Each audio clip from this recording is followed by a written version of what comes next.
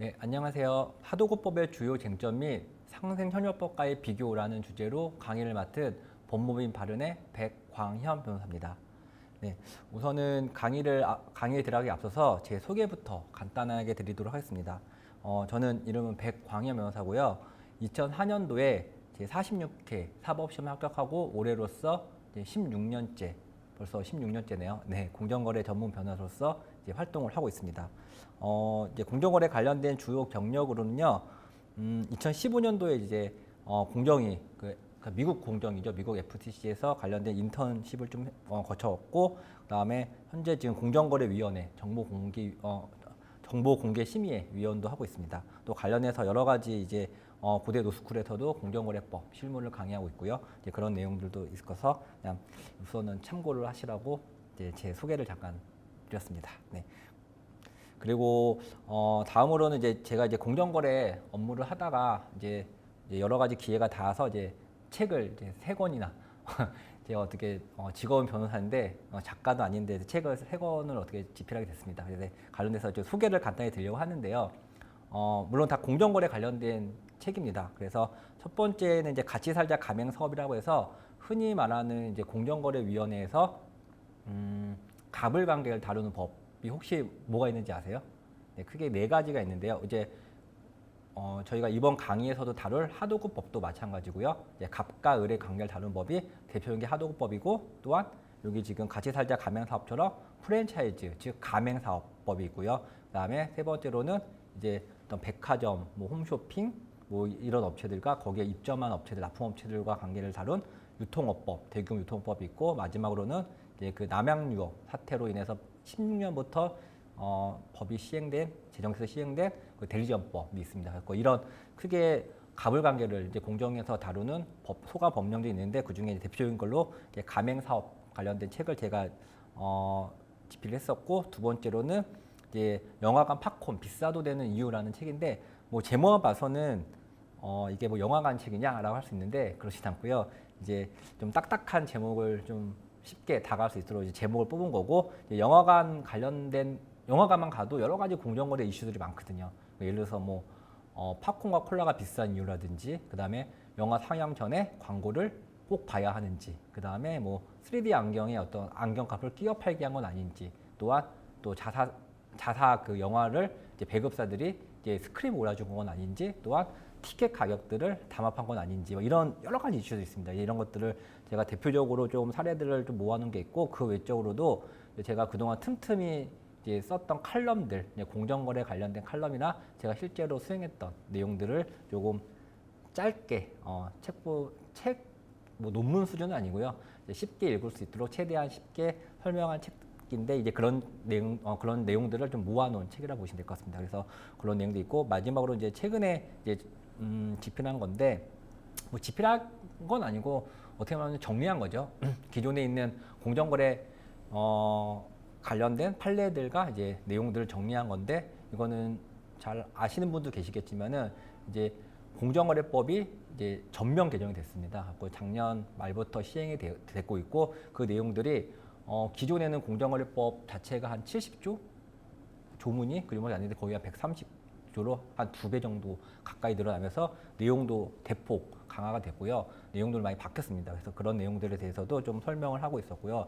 그 다음에 보통은 이제 공정거래위원회 관련된 심결례는 이제는 공정거래위원회 사이트라든지 뭐 국가법령정보센터에서 이제 손쉽게 조금 구할 수 있는데, 반대로 공정거래위원회 처분에 대해서 보통 사업자들이 소송을 하거나 불복을 하는 경우에 그런 서울고등법원 판결이라든지 대법원 판결 같은 것을 입수하기는 굉장히 어려워요. 왜냐하면 사건번호를 잘 모르고 또 그런 내용이 있는지도 모르니까. 대부분의 어떤 공정거래위원회 처분 같은 것들은 이제 공정위에서 보통 처분하게 되면은 보도자료를 내니까 언론사들이 그걸 보고 기사화하기 때문에 많은 내용을 접할 수 있는데, 정작 그 처분에 불복해서 그 처분이 굉장히 뒤집어지는 경우도 있잖아요, 보통. 그래서 뭐 평균적으로 15에서 20% 정도가 이제 불복해서 뒤집어지는 경우가 있는데, 그런 것들에서 소개가 잘 안 되고 있는 경우도 있습니다. 그래서 저는 이제 공정거래 전문 변호사로서 이제 그런 내용들을 이제 또 저희 팀에서도 같이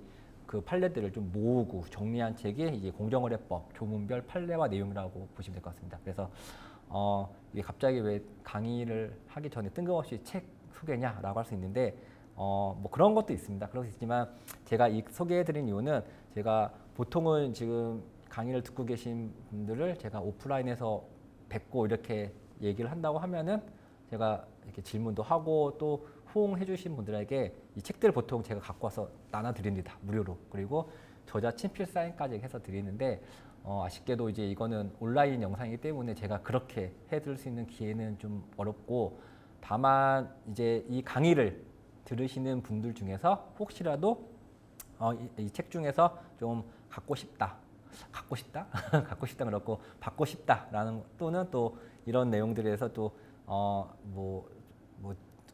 저자 친필 사인을 한번 받은 거를 뭐 간직하고 싶다라고 생각하시는 분들은 이 강의 자료 맨 끝에 있는 제 이메일 주소 있으니까 거기다가 한번 받고 싶은 책이라든지 주소를 알려주시면 제가 그 준비된 수량 한도 내에서 좀 증정을 해드리도록 하겠습니다. 또는 이미 책을 사신 분이 계시다, 뭐 없을겠지만은 이따 그럴 때는 말씀하시면 제가 저자 친필 사인해서 또 드리는 그런 기회도 가지면 좋겠다는 생각이 듭니다.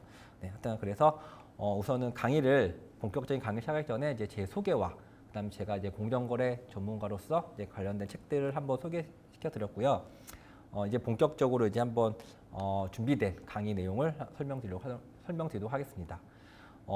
제가 준비한 내용은 전체적으로 하도급법의 주요 쟁점이 가장 큰 테마가 될 것이고, 그 다음에 하도급법 주요 내용과 쟁점을 본 다음에 이것이 또 위스탁 거래와 관련해서는 하도급 말고도 최근에는 이제 상생협력법이라고 해서, 이거는 하도급법은 공정위소관 법령이지만은 이 상생협력법은 중소벤처기업부, 중기부의 소관 법령이거든요. 근데 이게 약간 내용은 같은데 이게 적용 범위도 다르고 이것 어떻게 돼야 될지를 좀 혼동된 경우가 많습니다. 그래서 그런 것들에 대해서 과연 상생협력법이 무엇이고 또 그 내용에서 간단하게 하도급법과의 위수탁 거래에서 어떤 차이점이 있는지를 좀 비교하는 시간을 좀 갖도록 할 예정입니다. 그래서 그런 내용들을 전체를 보고 이 강의를 마무리 지으려고 합니다. 그래서 이런 식으로 강의가 이루어질 것이다 라고 생각하시고 한번 강의를 들어주시면 좋겠습니다.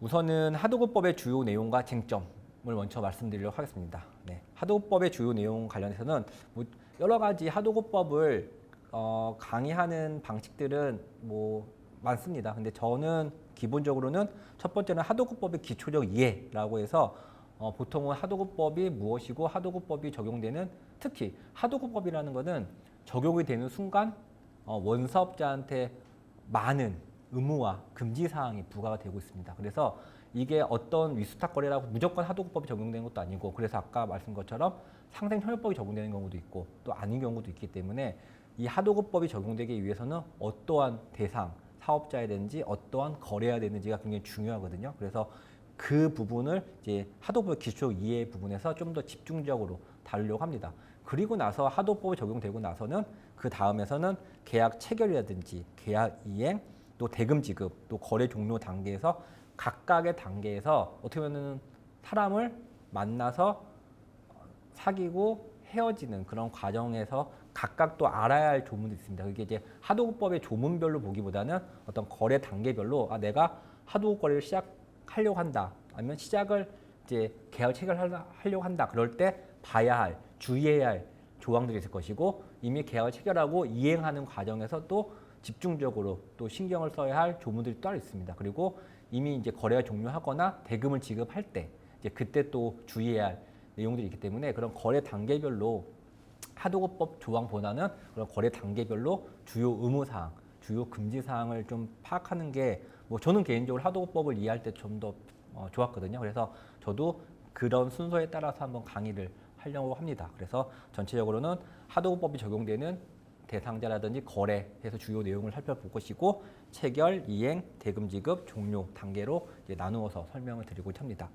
그리고 하도급법은 기본적으로 원사업자의 어떤 의무사항 또 금지사항을 보통 규정을 하고 있기 때문에 여기 나온 것처럼 발주자나 수급사업자는 그렇게 크게 뭐 하도급법이 부담이 되지는 않을 거예요. 하지만 하도급법에서 발주자의 의무사항이 있거든요. 그리고 수급사업자도 뭐 이런 것은 해야 된다라는 의무사항이 있는데 그런 것도 어떤 게 있는지 간단하게 한번 살펴보려고 합니다.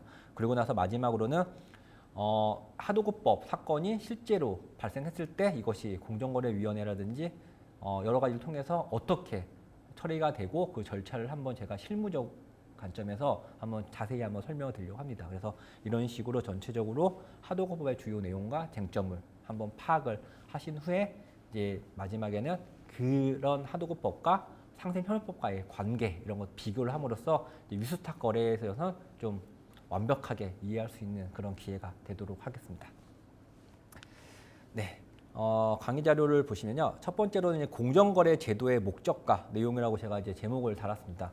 갑자기 왜 하도급법 강의를 하는데 공정거래 제도를 보냐라고 하는데 제 생각에는 하도급법도 당연히 공정거래 제도의 한 일부분이고요. 그에 따라서 이 공정거래 제도 중에 이 하도급법이 어떤 위치를 갖고 있는지를 이해하면은 조금 더 그 하도급법의 전체적인 내용을 이해하는 데 도움이 될 것 같아서 제가 이제 이 강의 자료를 만들었고요. 그래서 보시면은 공정거래 제도라는 거는 시장 경제 체제의 기본 원리인 기업 간의 공정하고 자유로운 경쟁을 보호하기 위해서 경제활동 기본 질서를 확인하기 위한 것이다라고 이제 보통 규정하고 있습니다. 그래서 여기 그림을 보시면요, 이제 공정거래위원회가 그러니까 보통 심판 시장의 파수꾼 그러잖아요. 어떤 경기장의 심판이자 뭐 파수꾼 이렇게 얘기를 하고 있는데 그래서 뭐 이게 같은 경쟁 사업자 또는 갑과 을 뭐 대기업이든 중소기업이든 그렇게 하더라도 공정하게 경쟁할 수 있는 장을 마련해 주는 게 이제 공정거래위원회의 역할이다. 그래서 그걸 집행하는 곳이 공정거래위원회라는 것이라고 이제 보시면 될 것 같습니다. 그리고 이제 이런 공정거래위원회가 이제 주요 규제 사항들이 있는데 이 규제 사항들은 흔히 말하는 공정거래법에 있는 내용인데요. 첫 번째로는 이제 재벌들 대규모 기업 집단 규제 방식이 있을 것이고 두 번째로는 이제 경쟁 제한적인 기업 결합, 특히 M&A를 하더라도 A와 B 회사가 결합을 하더라도 이거를 공정거래위원회가 야 하지 마 또는 어떤 조건을 부과할 수도 있어요. 그런 것처럼 경쟁 제한이 되는 어떤 기업 결합, M&A도 공정위가 규제하는 주요 사항이라 볼 수 있고요. 세 번째로는 부당 지원 행위, 뭐 흔히 말하는 일감 몰아주기죠. 이제 그런 것들에 대해서 또 공정거래법에서 규제를 하고 있습니다. 그다음에 불공정거래 행위, 특히 시지남용이라고 해서 그런 부분도 포함되어 있고, 그다음에 가장 많은 이제 법 위반 사항이죠. 담합, 이제 부당한 공동행위라고 하고 또 카르텔, 또 짬짬이라고 하죠. 이제 이런 것들이 이제 공정거래법에서 이제 주요 규제하고 있는 사항이라 보시면 될 것 같고요. 그렇다면 하도급법은 뭐냐라고 할 때 하도급법은 공정거래법은 당연히 없겠죠. 하지만 공정거래 제도의 큰 일부이고 따라서 공정거래위원회에서는 이런 공정거래법 말고도 그런 주요 소관 법령들이 있습니다. 그리고 주요 소관 법령을 보시면은 하도급법과 가맹사업법, 유통업법, 그다음에 이 대리점법 요 네 가지가 아까 제가 뭐라고 그랬죠? 이게 갑을관계를 다루는 기본적인 법이라고 했잖아요. 그래서 갑을관계를 규율하는 법 중에 가장 대표적인 게 하도급법이라고 보시면 될 것 같고 또 관련돼서도 약관규제법, 또 방문판매법, 할부거래법, 전자상거래법, 표시광고법 이런 것들 다 공정거래위원회에서 소관해서 만약 문제되는 경우에는 다 이런 것들을 감시하는 곳이 다 공정거래위원회다라고 보시면 될 것 같습니다. 그래서 조금 더 정리하면은 공정거래위원회 소관 법률입니다. 이게 전체적으로. 그래서 이 많은 법들이 이제 공정거래위원회가 뭐 다만 많은 건 아니에요. 조사를 그렇죠. 잘 아시다시피 그래서 불공정거래 외에도 여기 공정거래법 외에도 이렇게 많은 소관 법령들이 다 있고 다만 이제 공정거래법이 어떻게 보면 일반법이에요. 일반법이라고 해서 거기서 뒤에 또 설명드리겠지만은 공정거래법에서 불공정거래 거래 행위, 특히 또 불공정 거래 중에서도 거래상 지위 남용이라는 그런 금지 규정을 하고 있는데 거기에 특별법들이 아까 말씀드린 하도급, 대리점, 유통, 가맹사업 그런 것들이 다 특별법이라고 보시면 될 것 같습니다. 그래서 이 공정거래법과 하도급, 가맹, 유통, 대리점법들이 특별법이 있고 그 외적으로도 이제 소비자기본법, 표시광고법, 약관규제법, 전자상거래법, 방문판 이런 것들이 다 법령이라고 보시면 될 것 같습니다. 그래서 이렇게 우리가 이제 앞으로 이제 강의를 같이 공부를 할 하도법이 공정거래 제도 중에서 이런 위치를 갖고 있구나라는 걸 한번 체크를 하신 다음에 주요 세부적인 내용을 한번 설명해 드리도록 하겠습니다. 우선은 이제 본격적으로 들어가게 되면요. 이제 하도급법 관련해서 첫 번째로는 하도급이 뭘까? 그렇죠? 하도급. 그러니까 굉장히 뭐 하도급이라는 얘기를 많이 쓰는데 이게 말이 하도급이지만 그 의미에 대해서는 굉장히 법적인 좀 검토와 분석이 필요한 내용들이 많습니다. 그래서 우선은 하도급 거래의 개념을 간단히 살펴보면요. 하도급 거래라는 것은 원사업자가 수급사업자에게 목적물의 제조, 건설 등을 위탁을 하고요. 또 수급사업자는 이를 수행을 해서 납품 또 인도한 다음에 뭘 받죠? 대가를 수령하는 행위를 이제 하도급법에서는 하도급 거래라고 지칭을 하고 있습니다. 그리고 여기에 좀 추가적으로 조금 확인해야 할 게 밑에 보시는 것처럼 본래는 재위탁을 전제로 주문 생산 방식에서 유래된 개념이었지만은 점차 재위탁을 전제로 하지 않은 원도급 관계까지도 하도급법 적용 대상으로 확산하고 있는 게 이제 법원의 태도라고 보시면 될 것 같습니다. 그래서 여기 강의 자료 오른쪽을 보시면요. 일반적으로 저희가 생각하는 게 하도급이라 하면 발주자가 있고 원사업자는 독을 주고 원사업자가 수급사업자한테 주는 이 하도급 관계만 하도급에 적용되는 거라고 생각하시는데 이거는 당연한 것이고 그 외적으로도 만약에 이 발주자가 그냥 원사업자한테 원도급을 하는 이 원도급 관계도 만약에 이 발주자가 자가 소비하는 게 아니라 어차피 이걸 또 소비자한테 판매하기 위한 어떤 원도급이라 하게 되면은 이 원도급 관계조차도 하도급법이 적용될 수 있다라는 내용입니다. 그래서 이런 내용들도 그러니까 보통은 이관계는 잘 알고 계시는데 이관계는 되는지를 잘 좀 혼란을 갖고 있는 경우가 많은 것 같아요. 근데 이 경우도 가능하다. 그리고 이런 원도급 관계까지도 하도급법 적용 대상으로 확산되는 경향이 있다라고 보시면 될 것 같습니다. 이와 관련해서 한번 간단하게 이 Q&A를 보시면요. 건설업자가 그래서 자체 발주 공사도 과연 건설 위탁, 하도급에 해당할까라는 겁니다. 어떻게 생각하세요? 건설업체가 자체 발주 공사하는 것도 과연 하도급일까라고 생각되는데 이 경우도 마찬가지입니다. 아까 제가 재위탁을 전제로 했지만 원도급 관계까지도 확산된다는 내용을 말씀드렸는데 똑같은 내용입니다. 이게 그래서 건설업자가 만약에 아파트라든지 또 모델하우스 등의 건설 공사를 발주하여서 다른 건설업자에게 공사의 전부 또는 일부를 위탁하는 경우에도 당연히 건설 위탁에 해당한다 보면 됩니다. 따라서 여기 전 슬라이드 보시면은 이런 거죠. 이 건설업자가 원사업자의 요 원도급 관계지만 결국은 그걸 만들어서 뭐 할 거예요? 그 건설업자는 영리를 목적으로 사업활동할 겁니까? 사업활동을 할 거기 때문에 결국 소비자를 한테 판매하기 위한 거기 때문에 이런 경우에도 당연히 원도급 관계지만은 하도급에 해당한다고 보시면 될 것 같습니다. 그래서 이런 것도 한번 확인을 하면 좋겠고요.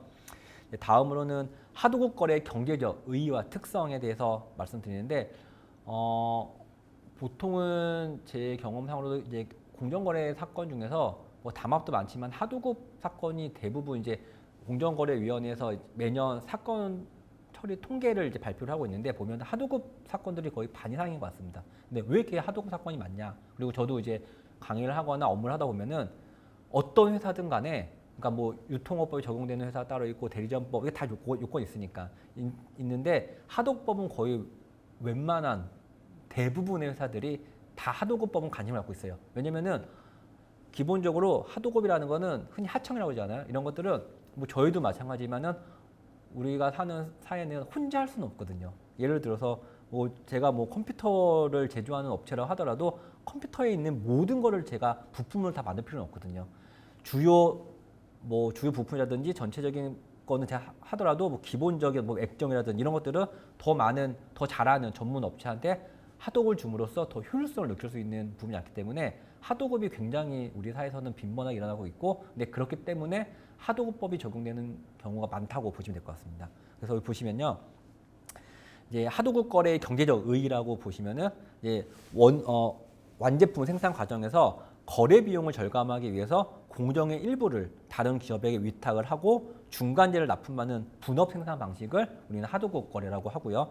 당연히 하나의 제품을 여러 기업이 공정별로 분업해 생산하는 방식을 말하고 또 각 공정을 분담해서 기업 간의 생산을 특함으로써 생산 비용을 절감을 하게 되고 또 기술 축적 효과도 증대가 가능하기 때문에 이런 흔히 말하는 분업의 원리가 하도급 거래의 어떤 본질이다라고 보시면 될 것 같고 그래서 굉장히 하도급법에는 대부분 회사들이 관심을 많이 갖고 있는 것 같습니다. 그리고 근데 이런 하도급 거래가 빈번하게 일어나는 반면에 따라서 이런 하도급 거래 특성에 따라서 문제점이 생기게 되죠. 당연히. 그래서 왜냐하면 수급 사업자는 그래서 소수의 원사업자와 장기간 거래할 수밖에 없어요. 그래서 장기간 거래할 수밖에 없고 그렇기 때문에 주거래 기업의 대부분의 매출을 의존하는 어떤 전속적인 거래 관계에 직면할 수밖에 없는 가능성이 있기 때문에 흔히 말하는 갑과 을의 관계가 생길 수밖에 없는 게 하도급 거래 특성이라고 보시면 될 것 같습니다.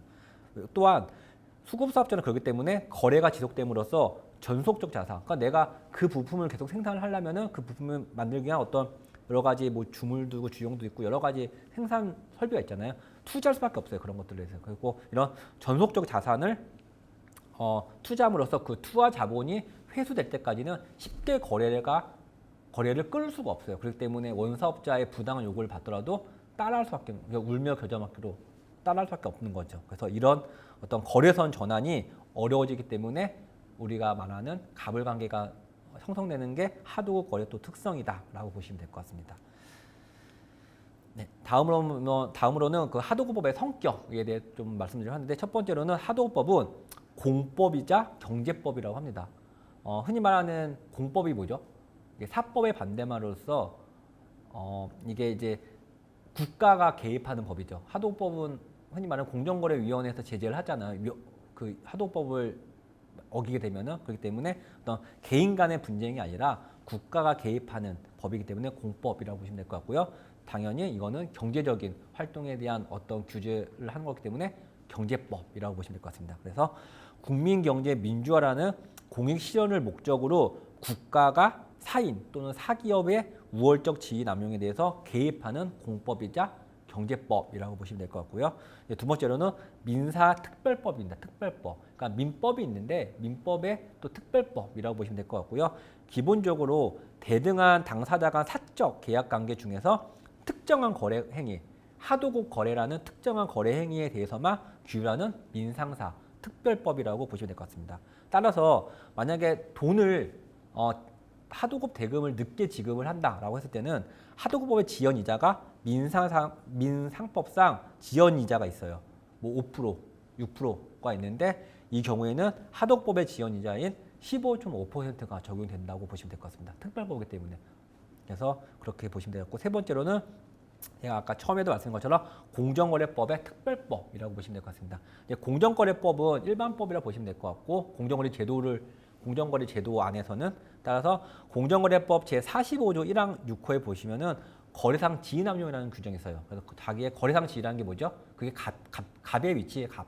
흔히 말하면은 그래서 그 거래상 지위에 대해서 특정한 거래 행위를 규율하는 특별법. 특히 그 중에서 하도급 거래 또 거래상 지위를 이용해서 대리점 거래를 좀 규율하는 거는 대리점법이고 유통 거래를 하는 거는 유통업법이고 지금 말한 것처럼 하도급 거래를 규율하는 거는 하도급법이라고 보시면 될 것 같고요. 따라서 그 하도급법에서는 이런 하도급법이 적용될 경우에는 공정거래법이 적용되지 않는다라고 하고 명시적으로 규정이 되어 있습니다. 그래서 하도급법은 또 공정거래법의 특별법이다라고 보시면 될 것 같고요. 따라서 하도급법이 적용되지 않는다라고 하면은 다시 공정거래법이 적용되는 여부를 판단할 필요는 당연히 있습니다. 그런 부분에 일반법으로 가서 하지만 우선은 하도급법이 적용된다고 치면은 공정거래법은 적용되지 않는다라고 보시면 될 것 같고요. 마지막으로는 이제 건산법 등에 대한 특별법이다라고 되어 있어서 하도급법 제34조에서는요. 건산법이라든지 또 상생협력법 또한 또 전기공사업법, 정보통신공사업법 이런 거가 있을 때 그 내용에 우선해서 하도급법이 적용된다라고 또 명시적으로 규정이 되어 있습니다. 따라서 특별법적 성격이 하도급법은 강하다. 그래서 하도 거래에 해당하게 되면은 하도급법이 적용된다라고 보시면 될 것 같아요. 이 부분은. 그래서 정리하면은 하도급법은 공법이자 경제법이고 두 번째로는 민상사보다는 특별법이다. 그리고 공정거래법보다 특별법이고 마지막으로 건산법이라든지 상생협력법 뭐 이런 법들보다도 우선 적용되는 특별법 성격을 갖고 있다라고 보시면 될 것 같습니다. 그래서 이런 내용들도 한번 확인을 해주시면 좋겠고요. 그 다음에는 이제 하도급법 성격 관련해서는 한번 요 사례를 볼게요.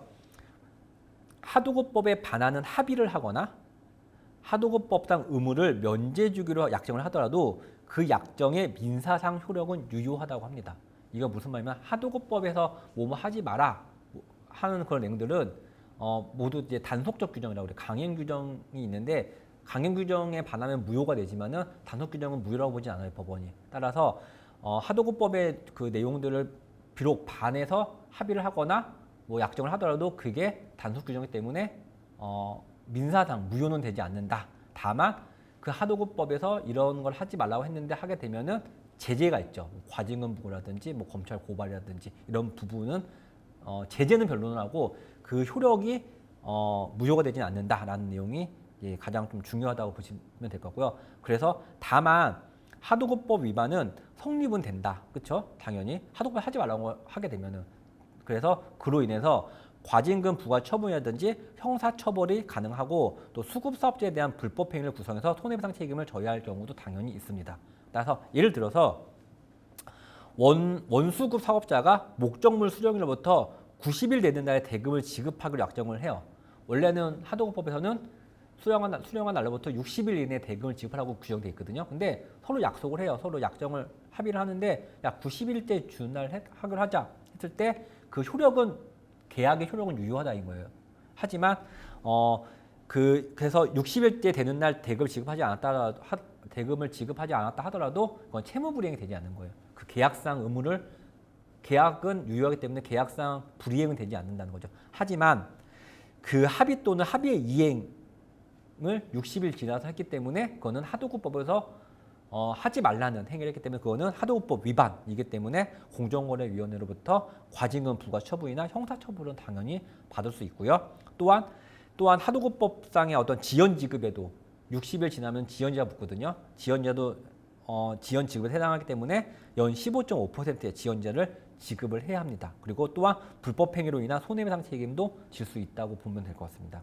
또한 이제 그것이 이제 건설 위탁의 경우에는 좀 특별 규정으로서 건산법에서는 또 불공정한 계약을 하게 되면은 부당 특약인 경우에는 무효로 할 수 있는 규정이 있는데 그런 경우는 무효될 수 있고요. 근데 이것도 좀 예외적인 경우고 결론적으로 보면은 하도급법상에서 어떤 합의에 반하거나 어떤 의무를 면제 주는 약정하더라도 그 계약은 유효하다. 그래서 예를 들어서 부당한 특약을 설정해요.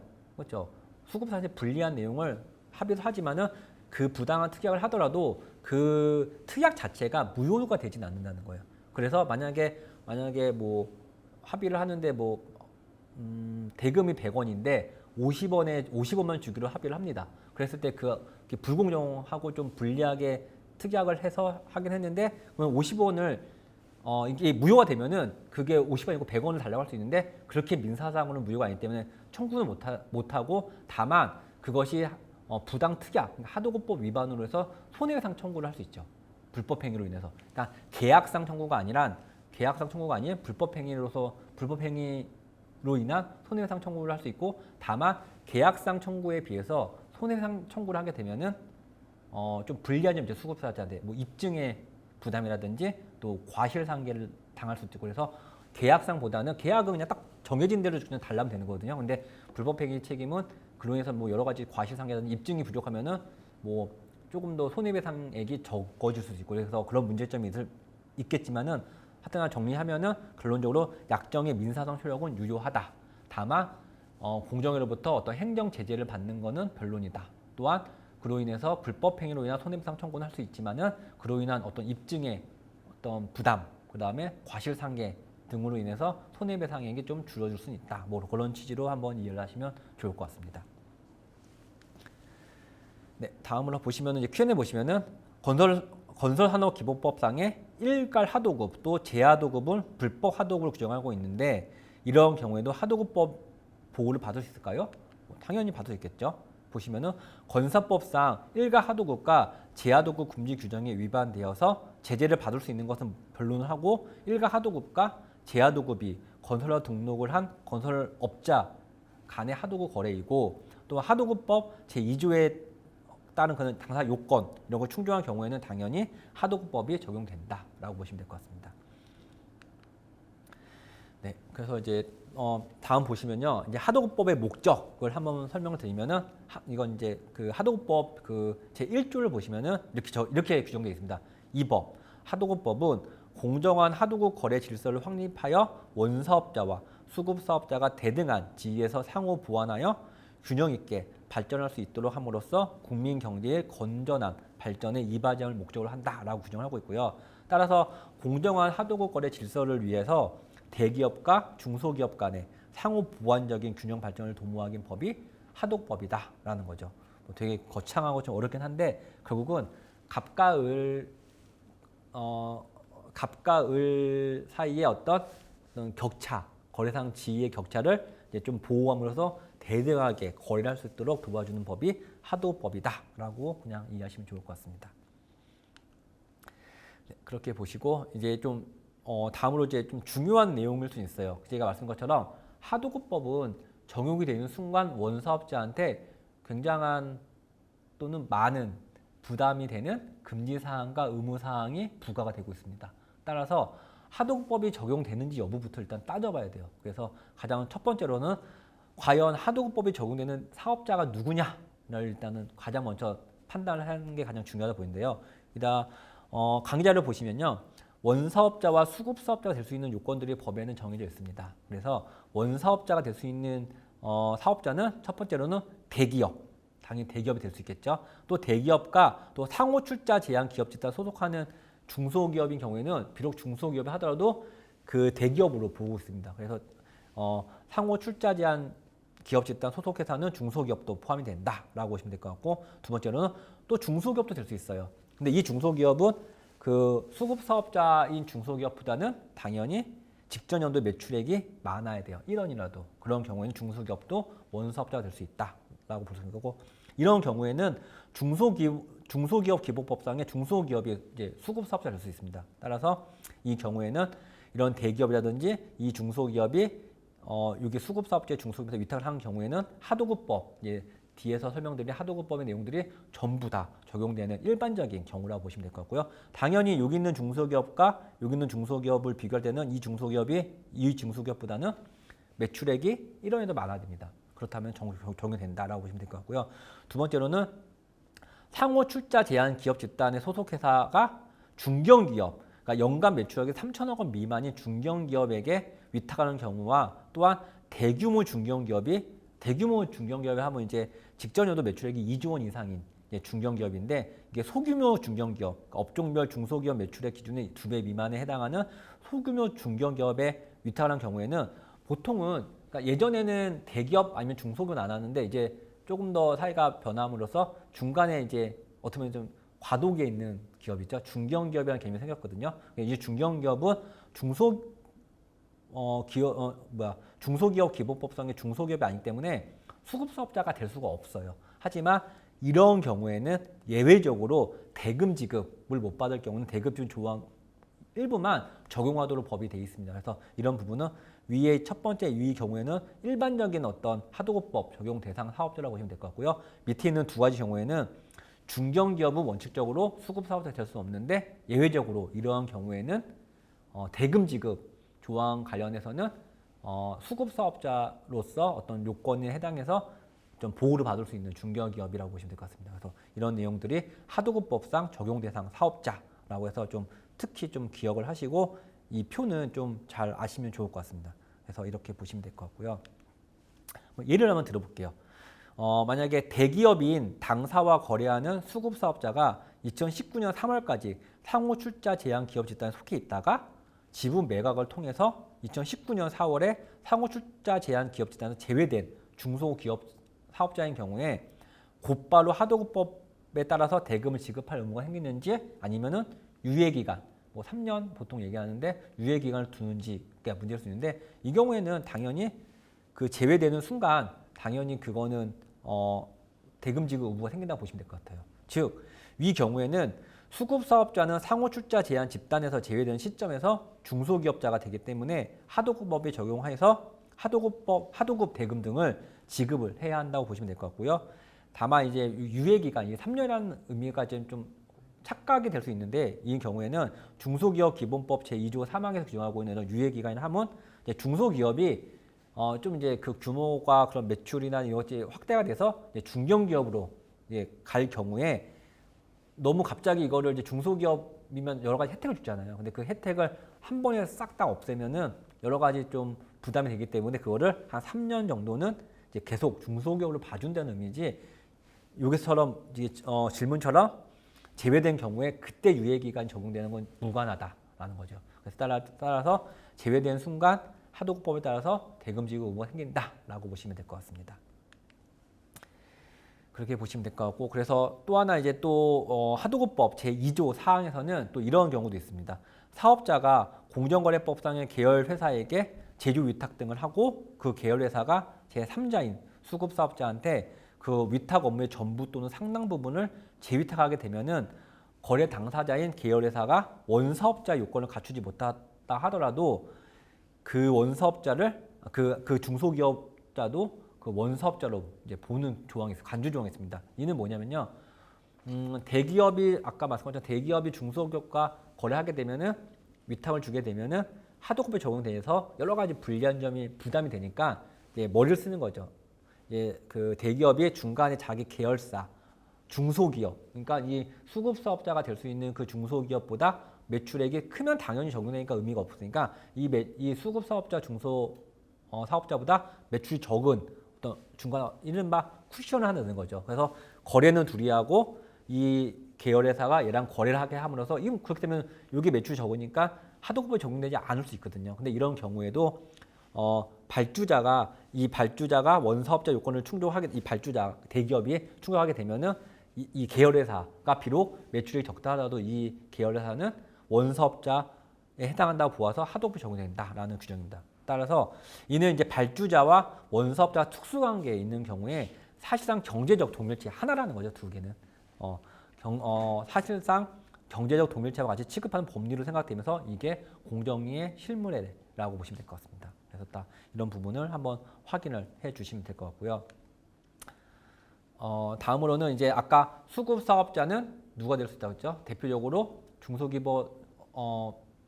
기본법상의 중소기업만 될 수 있는데 외국 법인은 중소기업 또는 중견기업 될 수 없다는 거예요. 그래서 어떤 업체가 외국 기업과 외국 법인과 거래하게 되면은 그건 하도급법이 적용되지 않는다라고 보시면 될 것 같아요. 물론 외국 법인이 원사업자는 될 수 있겠죠. 근데 수급 사업자는 될 수 없다. 왜냐하면은 여기 나온 것처럼 원사업자는 중소기업 아닌 사업자이고 수급 사업자는 중소기업, 이건 아까 예외적으로 대금 지급 관련해서는 중견기업이 될 수 있다고 했잖아요. 그런데 중소기업 기본법에는 이건 국내법으로서 여러 가지가 있는데 외국 법인은 이제 국내 영업소를 두고 있다 하더라도 이거는 중소기업 기본법에 따른 중소기업이라고 보기는 어렵다라고 해석되고요. 따라서 외국 법인이 아무리 규모가 작더라도 하도급법상 원사업자에는 해당할 수 있지만은 수급사업자는 해당되지 않는다라고 보시면 될 것 같습니다. 그래서 우리 회사가 외국 법인과 거래를 하면서 위탁을 주는 경우에는 그때는 얘는 수급사가 될 수 있기 때문에 하도급법에 적용되지 않는다. 하지만 반대로 내가 외국 법인으로부터 어떤 위탁을 받아요. 오히려 일을 받는다. 그때는 이쪽은 외국 법인은 원사업자가 될 수 있기 때문에 그때는 하도급법 적용이 될 수 있는 거죠. 내가 대기업이 아닌 이상은 중소기업인 경우에는 그렇게 보시면 될 것 같습니다. 그 다음에는 이제 합병인 경우와 이제 분할인 경우가 있는데 합병인 내용을 보시면 알다시피 합병인 경우와 분할인 경우에는 하여튼간 결론적으로 합병 전에 그 회사의 어떤 권리 의무는 일식 전속 그 성질상 허용되지 않는 것이기 때문에 승계되지 않는다라고 보시면 될 것 같고요. 분할인 경우는 마찬가지입니다. 분할된 경우에도 분할된 그 신설 법인은 분할 전 법인의 하도급 계약이나 그 책임을 승계하지 않는다라고 보시면 될 것 같습니다. 따라서 분할 전 행위에 대해서는 분할 전 법인에게 시정명령이나 과징금 부과 처분이 이루어져야 한다라고 보시면 될 것 같습니다. 그래서 이런 내용들이 이제 첫 번째로서 하도급법 적용 대상 사업자로서 좀 기억을 해 주시면 좋을 것 같다는 생각이 들고요. 그래서 오늘 그 첫 번째 시간에는 전체적으로 하도급법 기초적 이해 중에서도 첫 번째 하도급법에 적용되기 위한 전제로서 하도급법 적용 대상 사업자, 원사업자는 누가 될 수 있고 수급사업자는 누가 될 수 있는지에 대해서 전체적으로 한번 살펴봤습니다. 그래서 이번 첫 시간에는 그 내용들을 한 번만 더 체크를 해주시고요. 다음 시간에는 이제 그 두 번째로서 하도급법 적용 대상 거래에 대해서 그래서 업으로 하는 거, 위탁인 개념 이런 것들을 한번 또 설명을 드리도록 하겠습니다. 네, 고생하셨고 또 다음 시간에 뵙도록 하겠습니다. 고맙습니다.